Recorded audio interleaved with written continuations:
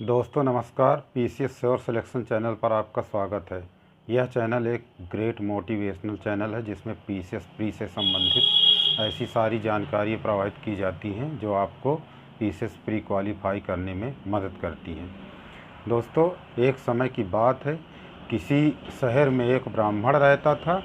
वो इस कार्य के लिए प्रसिद्ध था कि वो जहाँ कहीं भी यज्ञ करवाता था वहाँ बरसात ज़रूर हो जाती थी। तो लोग से या दूर दराज के स्थानों से लोग उसको बुलाते थे कि हमारे यहाँ महाराज आकर के वर्षा करवा दीजिए। तो ब्राह्मण जाता था अपने पुत्र के साथ और वहीं पर अनुष्ठान करता था, और उसके पश्चात फिर जब बरसात हो जाती तब फिर वो चला आता था। ढेर सारा पैसा कमाया, बहुत सारी शोहरत कमाया, बहुत दूर दूर तक लोग उसको जानने लगे, यहाँ तक कि दूसरे देशों तक भी उसकी चर्चा पहुंचने लगी।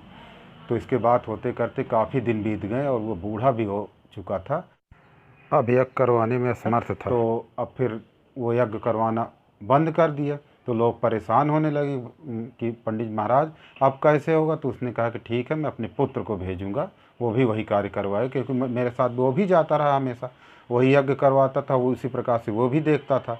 तो सारा यज्ञ का महामंत्र जो भी मैं बोलता था वो ये भी देखता था। तो इसलिए मेरा पुत्र ही जाएगा और वो बरसात करवाएगा। तो एक बार उसका पुत्र बरसात करवाने गया। काफ़ी दिनों तक यज्ञ हवन करवाया, लेकिन उसके बावजूद बरसात नहीं हुई। लौट करके वो आया पिताजी के पास, कहा पिताजी मैं तो यज्ञ हवन खूब करवाया लेकिन बरसात नहीं हुई। तो पंडित नाराज़ हुआ कि यार तुम इतने मूर्ख हो, तुमने आज तक वो सीक्रेट ही नहीं जान पाया कि मतलब मैं कैसे बरसात करवा देता था। तुम लौट के कैसे आ गए हो? तुम बरसात करवाने गए थे, यज्ञ के साथ बरसात करवाने गए थे, तो तुम लौट के कैसे आ गए हो? मेरा सीक्रेट नहीं जानते हो क्या? इसका वो निष्कर्ष निकलता था। इसका निष्कर्ष ये निकलता था कि जब तक बरसात नहीं हो जाती थी तब तक मैं यज्ञ करता था। अरे मूर्ख, तुम्हें ये पता होना चाहिए कभी यज्ञ करवाने से बरसात हो जाएगी। लेकिन मैं भी जानता था कि दुनिया मूर्ख है। अब मुझे तो क्या करना है? अब मैं जानता हूँ प्रकृति का नियम होता है कि कहीं ना कहीं सीजन में बरसात तो होना है। लेकिन उसी बरसात का ही मैं फ़ायदा उठाता था। यज्ञ तब तक करता था कि जब तक बरसात ना होने लगे। मानी सीजन में हो या चाहे जैसे भी, मैं आज बरसात मान लीजिए यज्ञ शुरू करता हूँ तो कभी ना कभी तो बरसात होगी ही।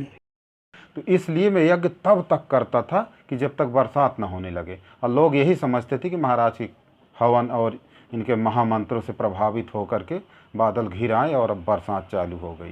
तो वही तुम्हें करना है कि जब तक बरसात न होने लगे तब तक तुम्हें वही यज्ञ अनुष्ठान करना है, लोगों से चंदा लेना है, और वो सारी सामग्रियों को, जब सारी सामग्रियां लोग दे रहे हैं, तुम्हें क्या करना, लगे रहना है। तुम्हें उसका तो चार्ज भी मिल रहा है, पैसा मिल रहा है, तो तब तक लगे रहना है कि जब तक बरसात न हो जाए। यही मेरा मेन सीक्रेट रहता था। तो दोस्तों, यही हाल पीसीएस की तैयारी करने वाले लोगों के लिए भी होता है कि कुछ लोग होते हैं, क्या करते हैं, बड़े उत्साह के साथ तैयारी तो प्रारंभ कर देते, 4-5 दिन तो इस तरीके से पढ़ते हैं कि लगता है धरती आसमान सब एक कर देंगे, और उसके पश्चात फिर ठंडे हो जाते हैं। अरे आपको तब तक तैयारी करना है जब तक आपका रिजल्ट आपके मन मुताबिक ना आ जाए।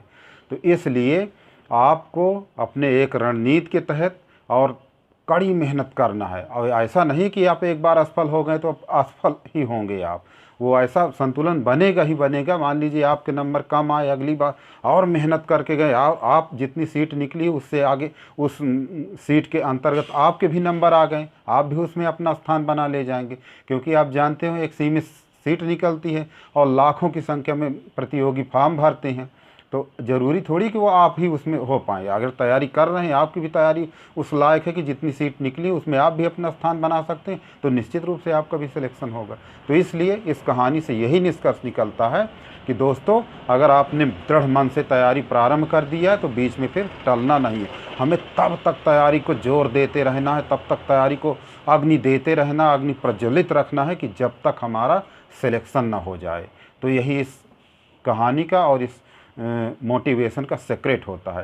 तो इसलिए दोस्तों, अगर आपको इस कहानी से कुछ शिक्षा मिलती है तो आप हर हालत पर उठिए और अपने मनोबल को तगड़ा कीजिए और पीसीएस की जंग पर टूट पड़िए। क्योंकि 12 जून को पीसीएस 2022 के लिए डेट निर्धारित हो चुकी है। तो अब आपको इसी रणनीति के तहत पर इस तरीके से तैयारी करना है, नियमित करना है, डेली तैयारी करना है। ये नहीं कि मान लीजिए आज थोड़ा ठंड ज़्यादा लग रही तो आज आपने पढ़ाई छोड़ दिया, ऐसा नहीं। तब तक तैयारी करना जब तक सिलेक्शन ना हो जाए। और अगर किसी प्रकार की कोई दिक्कत समस्या आ रही है तो हम एक ऑनलाइन कोर्स भी चलाते हैं जो सिर्फ पीसीएस प्री यानी यूपी पीसीएस प्री के लिए होता है। तो आप यदि चाहें, यदि आपको पढ़ने में दिक्कत किसी में समझ में आ रही, किसी विषय में और आपकी कोई दिक्कत है, तो आप हमारे सिलेबस को ज्वाइन कर सकते हैं, जिसमें हम सिर्फ परीक्षावाणी और घटना चक्र दोनों को मर्ज करके एक सिलेबस बनाए हैं। और इस सिलेबस को पढ़ करके आप हर हालत पर कट ऑफ तक पहुंच जाते हैं। अगर आप कट ऑफ तक नहीं पहुंचते हैं तो वो आपकी गड़बड़ी, आप नहीं पढ़ पाते हैं समय से, तो निश्चित रूप से वो फिर आपका दोष रहता है, उसमें हमारा कोई दोष नहीं है।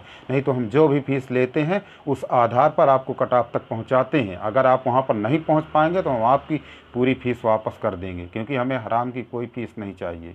इसलिए पहले तो ये हम जानते हैं कि इंसान आप भी हो, तो दुनिया की ऐसी कोई समस्या परिस्थिति है ही नहीं जो इंसान से बड़ी हो। इसलिए इंसान सबसे महत्वपूर्ण चीज़ होती है, उसका माइंड इतना शक्तिशाली होता है, हर समस्या का निचोड़ वो निकाल देता है। आप अगर मेहनत से, दृढ़ता के साथ और उचित सुनियोजित ढंग से, उचित पुस्तकों के साथ पढ़ाई करेंगे तो आप भी पीसीएस प्री क्वालिफाई करेंगे। और प्री क्वालिफाई करने के बाद आप मेंस क्वालिफाई करेंगे और उसके बाद इंटरव्यू क्वालिफाई करके आप भी एक पीसीएस अधिकारी बन सकते हैं। तो इसलिए दोस्तों, देर ना करें और उचित तैयारी के साथ आप इस जंग में कूदिए। और धन्यवाद।